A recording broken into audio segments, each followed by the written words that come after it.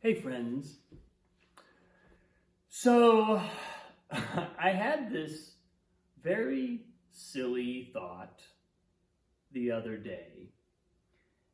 It might have been a week or two ago on the teacher training program that this first came through. But I was talking about the moment that we begin playing a piece of music. And as any musician will tell you, or certainly at some point in every musician's development, there's a reckoning with what it means to start a piece. And as any musician will tell you, there's something very potent in that moment. The moment that we go from not playing, and depending on the size of the concert hall, the act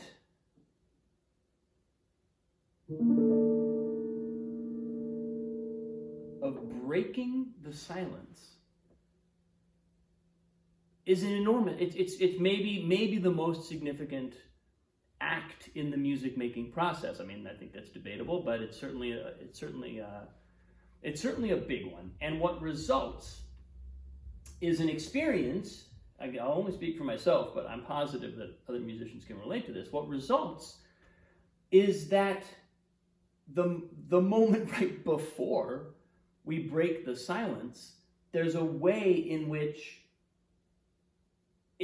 there's a kind of power and a kind of tension that kind of it's almost like it gets stuck. And if we don't know how to really breathe into the transition from silence to sound,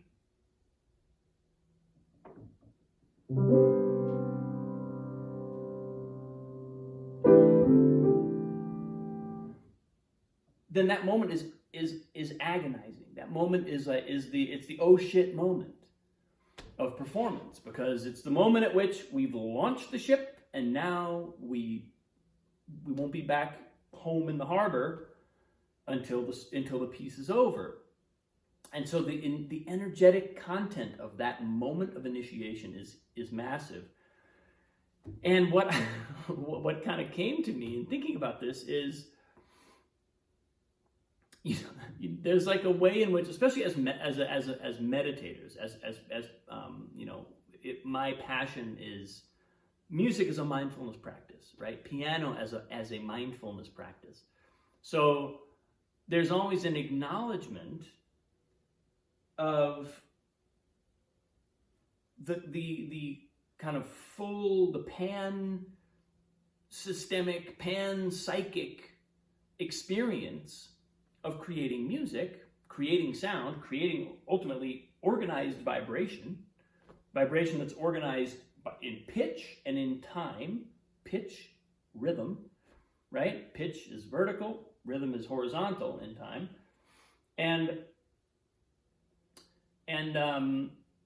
But as meditators, the ultimate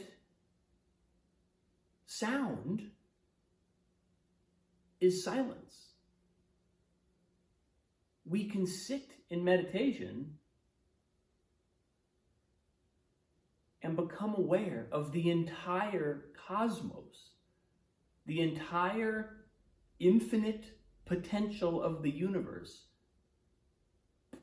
potent in that silent moment. So the notion that we're gonna play mute, that we're gonna start dropping sound in, is like, well, you better have something better up your sleeve than silence, right? Sit and observe the universe's infinite potential and divine abundance, and then improve on it, and then do better than that. And I think that's it's silly, but because nobody's actually thinking that. But I'm not convinced that we're not feeling that, especially, as I was saying earlier, you get into a large enough concert hall, and different kinds of acoustic spaces, there can be more or less silence in a space. A large concert hall, Carnegie Hall, before the performance launches is a cavern of silence. It's a far vaster silence than the silence of a practice room, you know, like 4 kind of soundproof walls, sound absorbing walls, and a sound absorbing ceiling and a sound absorbing floor, like a little shoebox for your piano. Totally different quality of silence. Totally different. Madeline uses this image of an aquarium. Like if the soundscape is like water, then the tones that we drop into the aquarium are like little drops of ink that just, all of a sudden there's that color in the water.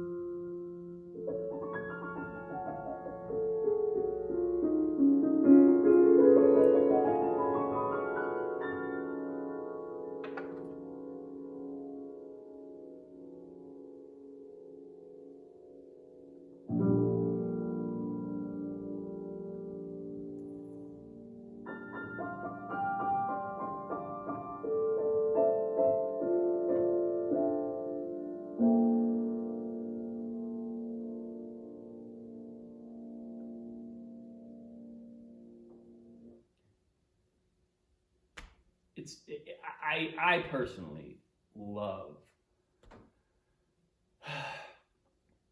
putting that context around the making of music, around the playing of sounds, the organizing of sound world structures, pitch and rhythm, and feeling them in that context. Because that's the meaning of that. I mean, I don't know if that's the meaning of music, but it's certainly it's like the frame of music. It's the canvas of music, and just that idea that we're kind of like, you know, if like the silence of the universe is like God's voice. So when we go to play, we're kind of being like, God, could you hold that thought? Like, I whipped up a little ditty for the folks at home. Could you just, yeah, thank you. It's like there's the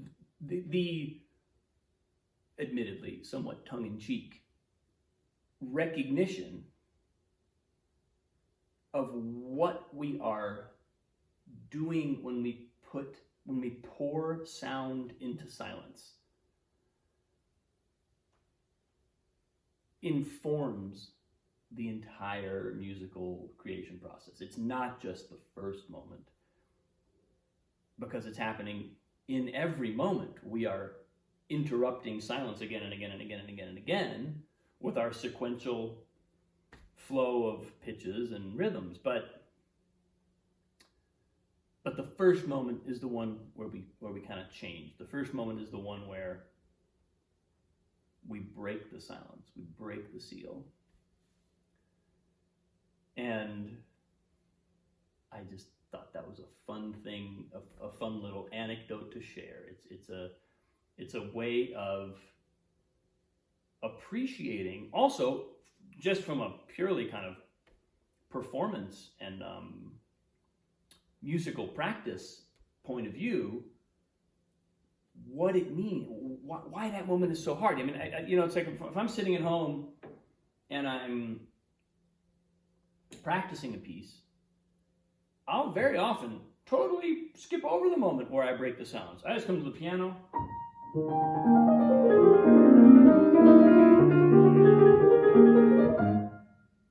just go and play. I start my hands, just go to the keyboard, I start making sound. I don't even really notice the moment where I go from silence to sound.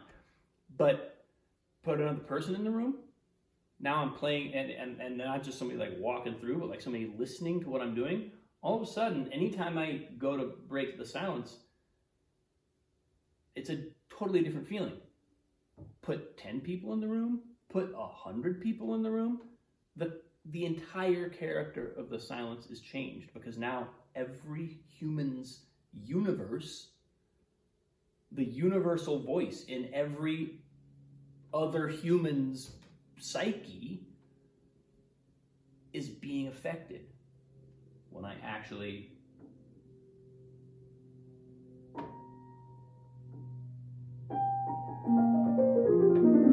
see how I got nervous and this bottom note didn't sound because I was trying to be so gentle because I was breaking the silence. This is the thing. This is the thing that happens in performance, and this is the thing that I think, this is why this recognition for me becomes a kind of provocation. It becomes something to, now that I know, or now that I've given myself at least one image, right? This is just a representative image of what that moment of potency could be described as in words. Now that I know that, how do I go about practicing that?